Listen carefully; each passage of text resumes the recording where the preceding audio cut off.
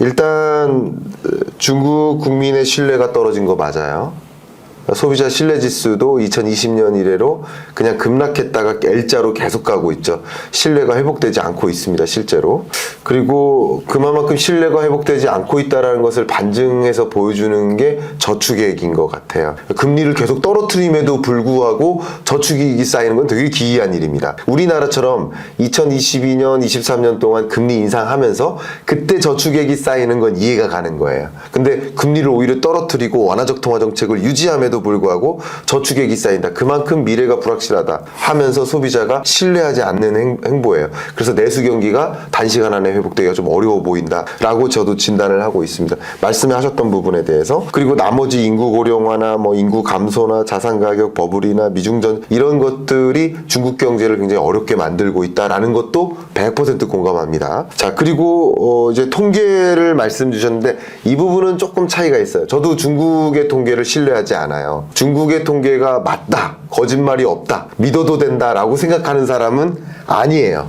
저도 역시. 그러나 그 통계 자체를 부정하는 순간 우리가 무엇을 가지고 중국 경제를 진단할 것인가. 그러니까 그게 잘못된 통계고 조작된 통계라고 할지라도 일단은 그 통계를 어느 정도는 인정해주고 분석하는 거, 대안이 없기 때문에 분석하는 것이 맞지 않나 하는 생각을 저는 개인적으로 가지고 있어요. 그러니까 중국의 경제 성장률조차도. 그러니까 가격이 떨어질 때 성장률이 높게 올라가는 게 참 사실 어렵죠. 이렇게 디플레이션 구간에 사실상 실질 성장률이 올라가기가 굉장히 어려운데 어쨌든 그런 성장률을 어쨌든 신뢰하자는 뜻이 아니라 다른 대안이 없으니까. 아니 다른 대안이 없다는 게 아니라 저는 감안해서 보자는 거예요. 감안해서 보자. 그리고 특히 이제 추이를 봐야 되는 거고요. 그러니까 또 다른 여러 가지 대안 지표를 봐야 되고 그러나 디플레이션이 계속 나타나니까 이거 5.2%라면 뭐 최소한 좋습니다. 1, 2%포인트 정도는 또 밑으로 보는 게 맞지 않을까 저는 그렇게 생각을 하고요. 너무 좋습니다. 제가 사실은 이 주제 가지고 지난 12월에 그 북경에 있는 중앙재경대에 가서 이걸 중국 교수들 앞에서 발표를 했어요. 세미나를. 거기서도 이거 뭐 영어로 발표하는 그런 세미나였는데 어떤 그 젊은 학자가 그러더라고요. 그 교수가 정말 이거 내가 중국 교수죠. 중국 교수. 이거 정말 내가 정말 긍정을 해도 영어로 하는 얘기. 정말 이 이상 더 긍정 못하겠다. 이렇게까지 얘기를 해요. 네. 그 부분도 그러면 공감합니다. 지금 그 말씀은 굉장히 100% 공감해요. 그러니까 중국의 경제 성장, GDP 성장률을 작년에 5%, 올해 4%라고 만약에 한다면 그게 아니라 4%, 3%로 보는 것도 일리가 있어 보입니다. 저도 굉장히 공감합니다. 근데 저는 개인적으로 위기가 온다면 저도 위기가 올 가능성이 있다고 생각해요. 근데 이미 위기가 왔다고 하셔가지고 근데 위기를 어떻게 정의하시느냐에 따라서 그렇죠. 차이가 있는 것 같아요. 근데 저는 위기의 정의는 어쨌든 역성장하는 거 그리고 성장률의 흐름으로 보면 반드시 V자. 그러니까 2008년 금융위기 때처럼 IMF 우리나라 외환위기 때처럼 아니면 2020년 팬데믹 경제위기처럼 역성장을 기록하고 V자로 움푹 패이는 거. 그러니까 5%, 4%, 3% 이 성장률이 레벨이 다운돼서 4, 3, 2로 떨어진다 하더라도 V자의 곡선은 아니기 때문에 그리고 역성장까지는 또 아니기 때문에 저는 이걸 위기라고 보진 않고 있어요. 그래서 지금 위기는 온 게 아니다. 이렇게 보고 있고 그 얘기 먼저 제가 답변드릴까요? 좋습니다. 저는 이제 보통 경제를 설명할 때 인체로 많이 얘기를 하거든요. 또 이제 제가 경제학자지만 또 의사라면 어떻게 진단할까 뭐 이런 거예요. 이제 그 현재 중국 상황을 본다면 우리 인간으로 보면 나이가 많이 들고 거기 당뇨병에 걸려 있어요. 거기다가 이제 여러 가지 혈압까지 막 높아요. 왜냐면 계속 그 여러 가지 그런 몰핀을 계속 주고 여러 가지 뭐 실제 여러 가지 그 체질을 개선하는 것보다는 뭐 그동안 건설 투자 이런 쪽에 막 몰빵을 하고 이러면서 그동안 해온 걸 보면 지금 당뇨병 정도도 심하고 점점 노화하고 있고 거기에다가 뭐 콜레스테롤도 높아지고 뭐 이런데 정부가 하는 거는 그동안 어떻게 보면 야 이거 한번 때려잡을까 하다가 도리어 더 상황을 악화시키는 면이 있는 그 정도예요. 그러면 자 내가 의사예요. 자 지금 그럼 여러 가지 종합병원이잖아요. 이분이 지금 총체적으로 나쁘다고요. 그러면 제가 아직도 그냥 고혈압이 있는데 아직 안 쓰러졌어요. 그러니까 문제 없으니까 가서 하던 대로 하세요. 이렇게 할까요? 저는 위기라고 그러죠. 당신 지금 위기예요. 술, 담배 당장 끊으시고 운동 열심히 하시라고. 네. 그렇게 얘기하지 않겠어요? 예. 또 한 가지 병은 뭐냐면 그냥 그런 것도 하나도 없어요. 근데 어느 날 갑자기 그냥 툭 쓰러졌어요. 갑자기 너무 스트레스 쌓이고 너무 과로하고 너무 술 많이 먹고 뭐 이러다가. 예?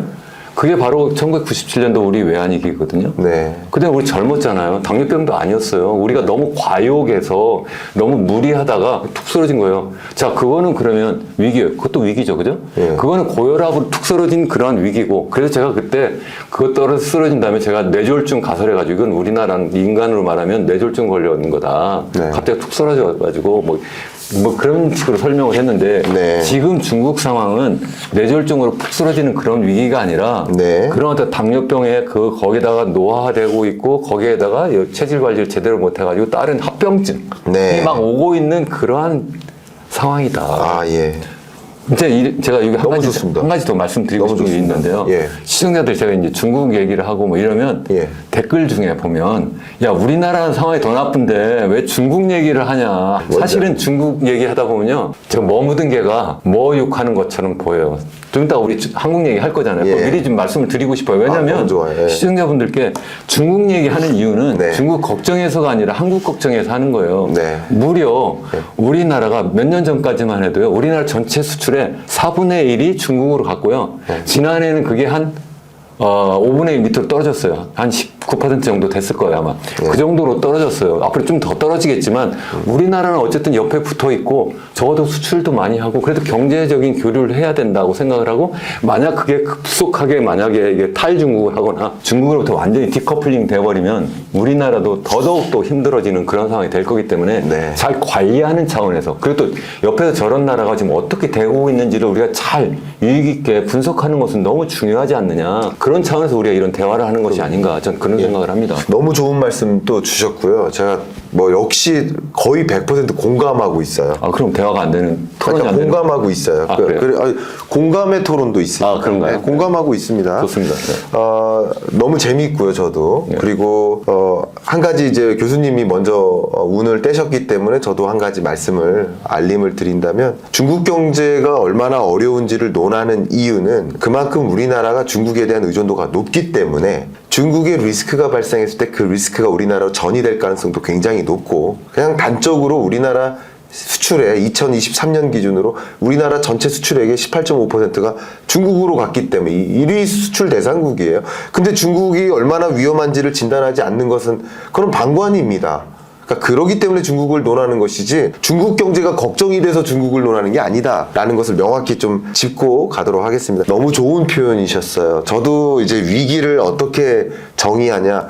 저도 이제 예를 들면 경기 침체 온다, 역대급 경기 침체 온다라는 표현을 22년 한 10월부터 표현을 했었어요. 왜냐면 2023년 경기 침체는 역대급 경기 침체 맞습니다. 성장률로만 봐도 우리나라 성장률로만 봐도 1.4%니까 그동안에 위기가 4번 정도 있었는데 그 4번을 제외하면 이것은 역대급 경기 침체예요. 다만 제가 경기 침체라는 표현을 여러 방송이나 유튜브에 나가서 했지만 그 유튜버들은 그 경기 침체라는 용어를 안 쓰고 역대급 위기 온다 이렇게 얘기를 해요. 그래서 시청자분들, 독자분들 중에서 안타깝게도 그냥 썸네일만 보고 많은 분들이 또 많기 때문에 제가 위기 온다고 얘기했다고 착각하시는 분들 계세요. 근데 침체 온다라고 했던 겁니다. 23년에 대해서. 그러면 역시 23년 경제를 침체라고 전망하고 강력한 경기 둔화죠. 라고 보고 진단하는 것과 위기라고 정의하는 것은 또 다르다라고 저는 생각을 해요. 그리고 저도 이제 위기라는 표현을 저의 언어로 표현할 때 가장 쉽게 말씀드릴 때는 한강을 건넙니다. 근데 비가 갑자기 내려요. 그래서 1km를 걸어갔는데 온몸이 다 젖어요. 이건 전 침체에 비유를 합니다. 강력한 경기 둔화죠.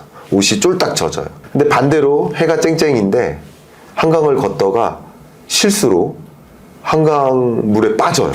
이건 위기죠. 저는 이렇게 봐요. 그래프로도 L자형 경기 침체로 명확하게 설명드리고 있고 V자형 경제 위기로 전 보고 있어요. 그래서 지금 말씀하셨던 중국 경제가 갖고 있는 정말 골마 있다고 표현해 볼까요? 여러 위험 요인들이 충분히 존재하고 그러나 그게 위기라고 정의 내릴 수 있을까에 대한 생각은 저도 중국 경기 굉장히 부정적으로 보고 있습니다. 제가 24년 전망세에는 꼬꾸라지는 중국 경제라고까지 표현했어요. 꼬꾸라지고 있다고 표현했어요. 네네. 근데 그게 V자형 위기는 괜찮다.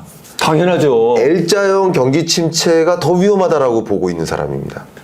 그러니까 지금 우리나라 경제 단기를 자꾸 보시니까 아니, 장기적으로도 L자 되면 감사하죠. L자가 되지 않고 얘가 내려간다니까요. 0%를 향해 경제 성장률이 계속 한없이 둔화되는 현상. 그게 문제라는, 그게 위기라는 거예요. 저도 그게 문제라고 생각해요. 근데 그렇게 생각 안 하시잖아요. 아니요, 그게 문제라고 생각해요. 아니, 그러니까 위기가 아니라면서요. 저는 위기가 온다는 이유가 위기라고 정의할 수 없다는 거죠. 아니죠. 위기는 두 가지라니까요. 우리가 의사예요. 예. 한 사람 툭 쓰러졌다가 다시 일어날 사람이에요. 그게 아까 말씀드린 뇌졸중이에요. 위기죠. 예. 그게 아니라 이 사람이 지금 이미 나이도 먹고 지금 당뇨병 걸렸는데 합병증까지 막 걸려가지고 네. 점점 쇠약해져가지고 언제 쓰러져도 모를 것 같아요. 그거 위기 아니에요. 위기죠. 네. 그게 두 번째 큰 추세선에서 계속 하락하고 있으니까 이 사람이 곧 이제 죽을 것 같다. 노화해서 네. 그냥 죽는 게 아니라 합병증 걸려가지고 더 빠르게 내가 쇠약해져가지고 병 걸려 죽는 게 이것도 위기라는 거예요. 네. 위기를 두 가지로 보셔야 되는 게 맞지 않느냐. 저는 그 말씀을 드리는 거예요. 너무 좋고요. 위기다라고 진단하는 것도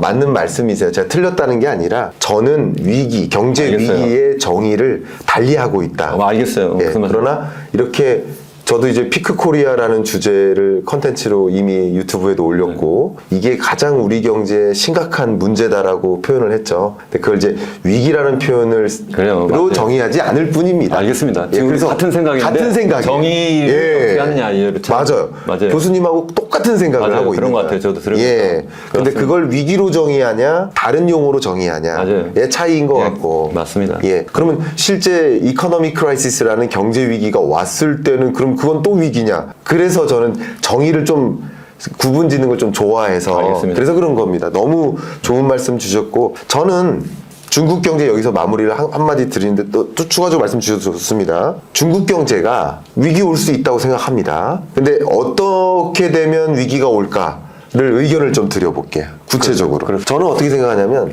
최근에도 LPR 중국의 정책 금리를 또 정말 역대급으로 인하했죠. 0.25%. 예, 그건 역대급 근래 경제에서 그쪽에서는 그렇습니다. 네. 예, 중국에서는 그렇습니다. 근데 워낙 그동안에도 디플레이션이 현실화됐고 또 뭐 아까 말씀하신 생산자 물가 같은 경우 1년 5개월 6개월 정도 마이너스 행보고 또 소비자 물가 상승률도 1년 가까이 마이너스 행보니까 디플레이션의 정의에 부합한다고 이제 생각합니다. 제가 한 5개월 전까지만 해도 디플레이션 우려라고 했어요. 제가 정의에 민감하거든요.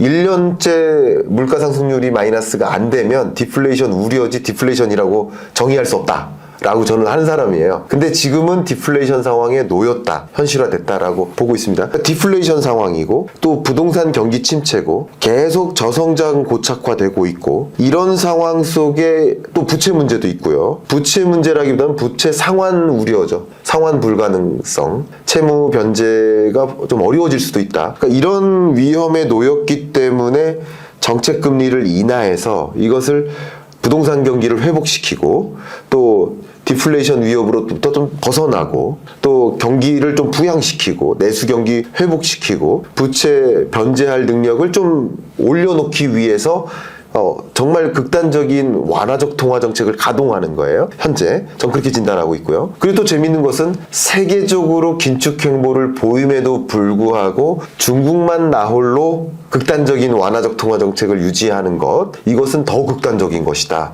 라고 저는 보고 있습니다. 그런 과정에서도 중국 경제가 지금 말을 듣지 않는 모습인 거죠. 그래서 이런 것을 저는 정의를 유동성 함정이라고 보고 있고, 지금 유동성 함정, 아무리 유동성 정책을 확장적으로 해도 얘가 움직이지 않는 거예요. 이 상태에서 지금 극단적으로 통화 정책까지 더 이상 이제 총알이 없어질 만큼까지 가동을 다 했는데 여기서 디플레이션에서 빠져나오지 못하거나 여기서 부동산 경기가 플러스로 반등하지 못하면 이것은 정말 크라이시스로 갈 수 있다.